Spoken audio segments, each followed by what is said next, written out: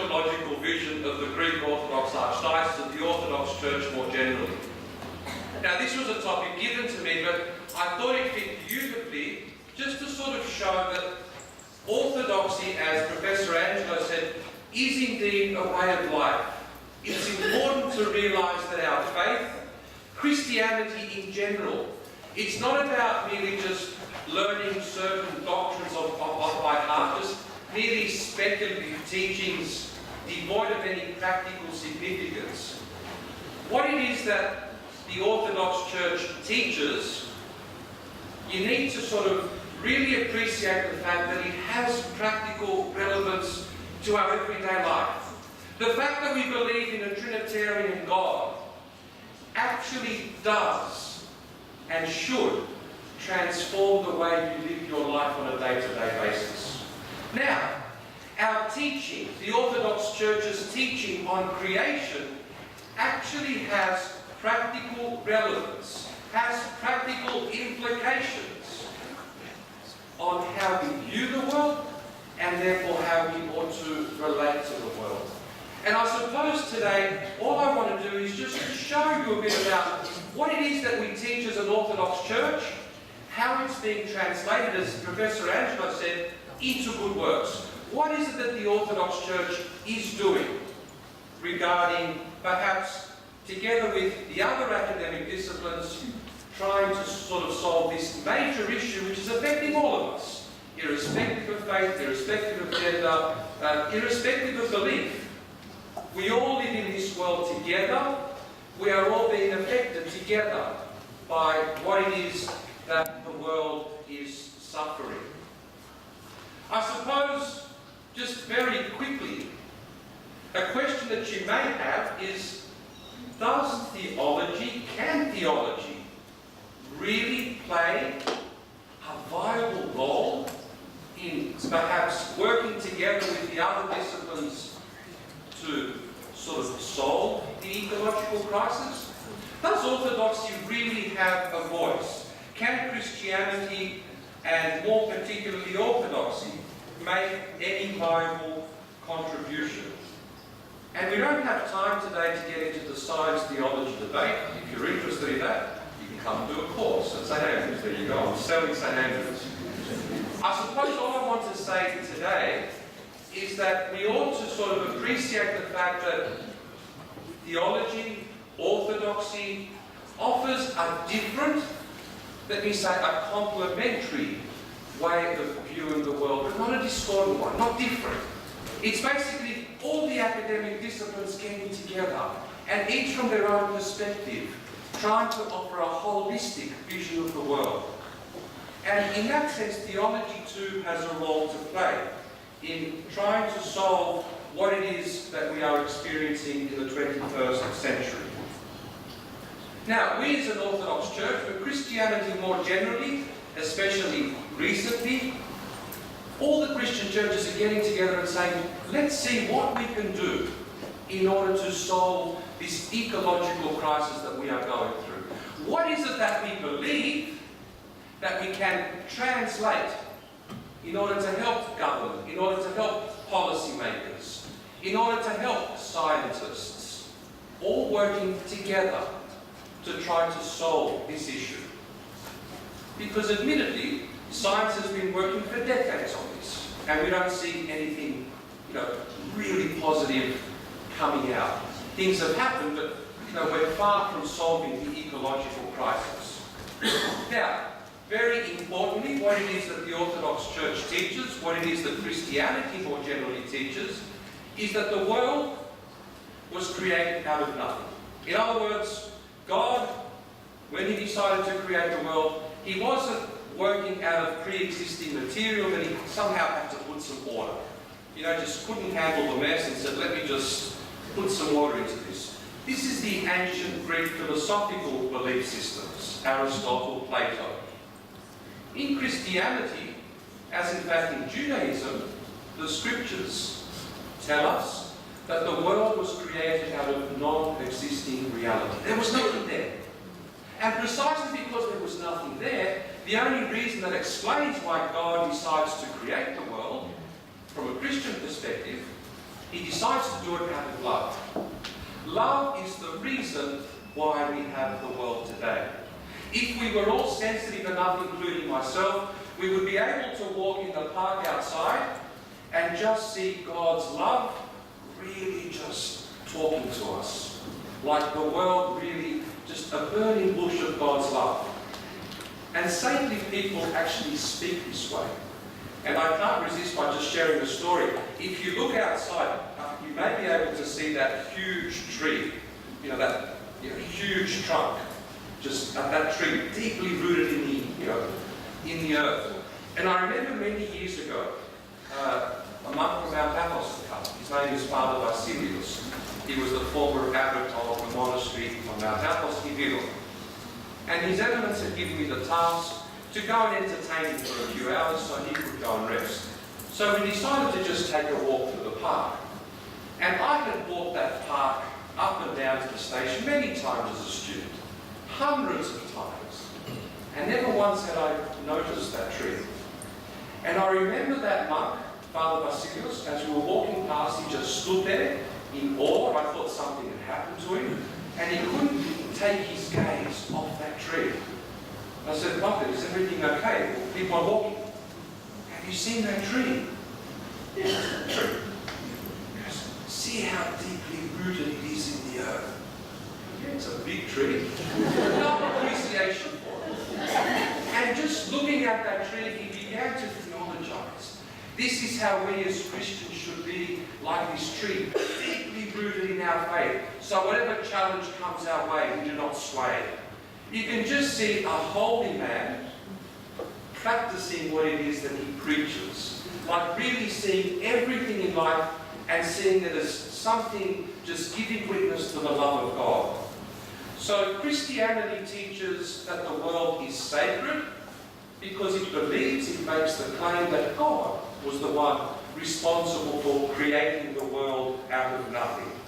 So love is the only explanation for the creation of the world.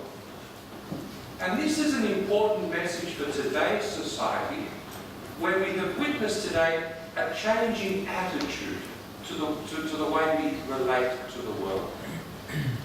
Unlike generations of old, who somehow lived day by day with this sense of the sacred of the world, therefore they had a respect for the world. They weren't there just to use it and abuse it at their own whim. They had a sense of, let's leave something for future generations. They had this relationship of respect with the world. Something which perhaps today we do not. So this postmodern mindset where any decision that any government makes is just made by what criteria? To what extent will this give us more financial prosperity, even though we may be destroying the earth? As long as money is coming in, economy is what defines how we relate to the world and what decisions we make today. And whilst we as a church would say, don't stop doing that, but let's bring another perspective in. Let's see how economy and respect for the world can perhaps work hand in hand together. So it's important to realise right from the outset that it's been this change in our mindset which has brought on this ecological crisis. There are many scientists out there who are blaming the Christian churches for the ecological crisis. What is it that they say? Oh, you Christians, you teach the human person is created in the image and likeness of God. And we do read that in Genesis 1:26, I think it is. Right in the first book of the Scriptures. God creates Adam and Eve, we're told in that story, and He creates the human person in the image and according to the likeness of God. Maybe there's something special. The human person, according to that teaching, has a natural affinity towards God. We're created in God's image. We have a natural tendency, if we really looked and examined ourselves, we all have a natural affinity towards something beyond this world, towards God. And scientists have said over time that because you Christians have placed such special emphasis on the human person, you have devalued the material world around. But see, unfortunately, science sometimes has forgotten that, a chapter later in Genesis, we're also told that the human person is dust of the ground. So you can see that whilst God places special emphasis on the human person, the Bible also tells us that the human person is inextricably linked to the earth. We're all connected somehow. And again, I think of a poem by our Archbishop that he had written many years ago, just to sort of show you the sensitivity with which we should be living our life. He writes a poem, very short, 2 or 3 lines, and he says, picking up seashells, so he's taking a walk on the beach, he's picking up seashells, and he's saying that he is making contact with the infinite God. In other words, everything is connected. If we do something to the least of creation, we are harming ourselves. And if we began to sort of live this claim, then we would think twice what we did to destroy the earth. So, that's one prevailing misinterpretation from science. And the second one is also found in Genesis 1:28, and I'm sure you all know this, where God instructs Adam and Eve to go and fill the earth, and in the English it says to subdue it, to have dominion over it. Therefore, we have the right to do as we want and as we sort of please with the earth, to destroy it, because we are those who are the ones responsible and dominating the earth.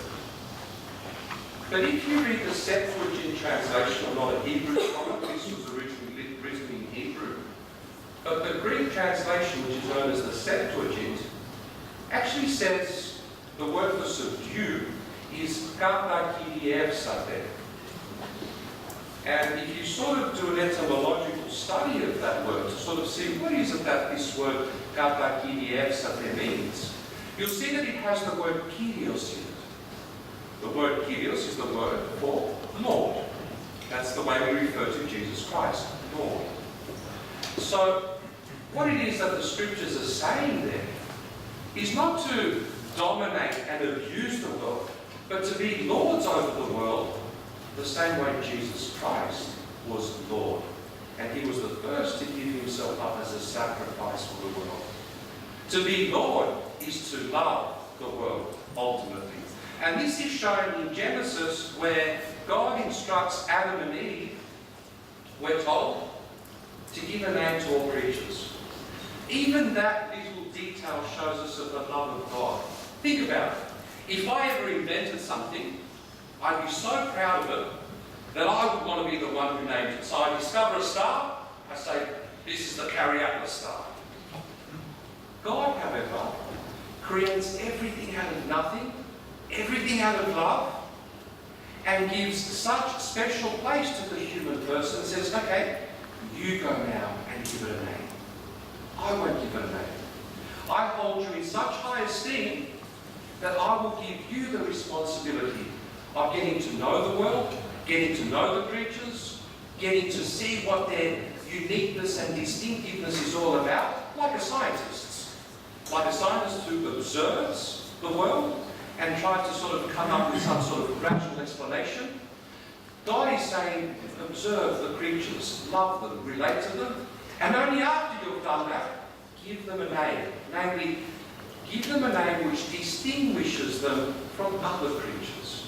So God is telling us already in the very first book of the Scriptures to have this relationship with the world which is defined by love. Not by just utilitarian, what's in it for me, what's good for me, let me destroy as long as I get some money. But no, the guiding criteria should be love. All this teaching is coming out of the doctrine that we as Orthodox teach about creation.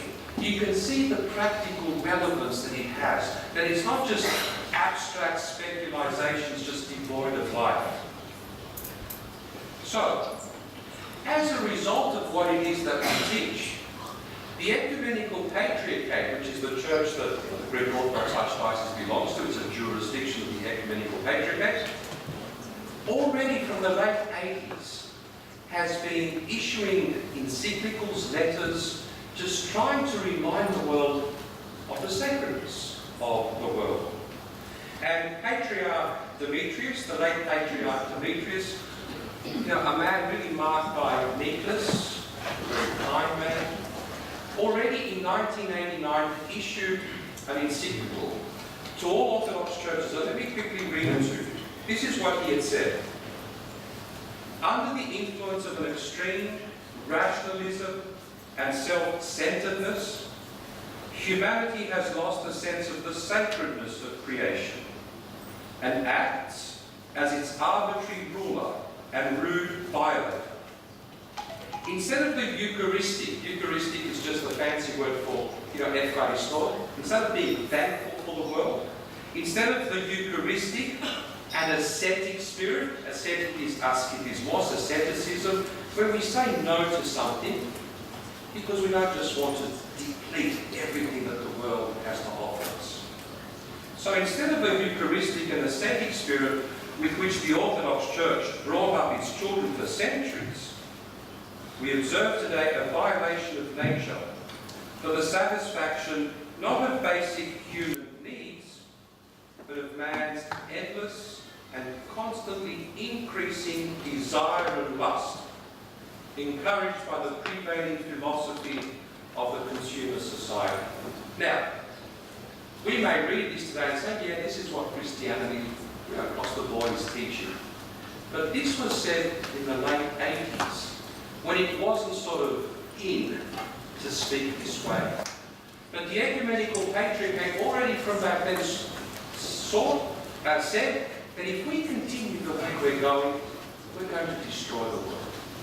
Based on what it is that we believe, based on our doctrine, we have to try to come into dialogue with the scientists, with the policymakers, with the environmentalists, to see how we can all work together to effect some change.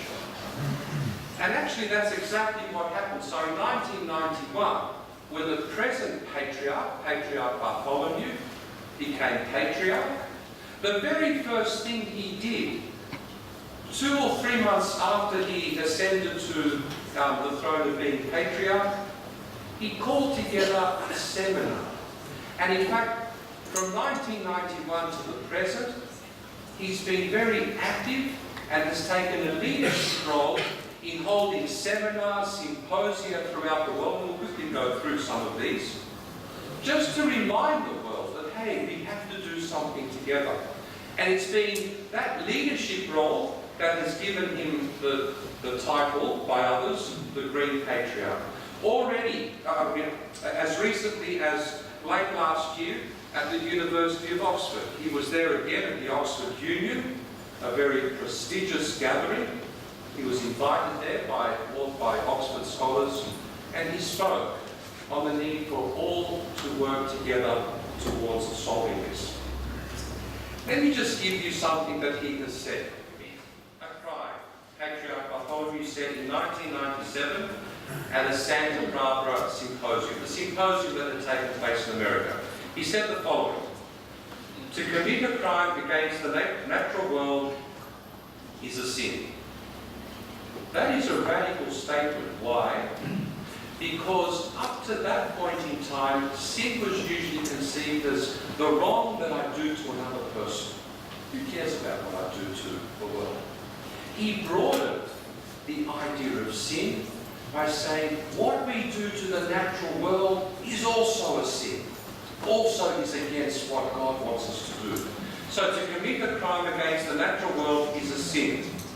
For human beings to cause species to become extinct and to destroy the biological diversity of God's creation.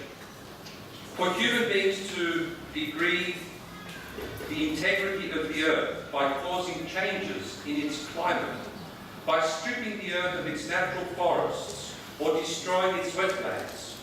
For human beings need to stop to injure other human beings with disease.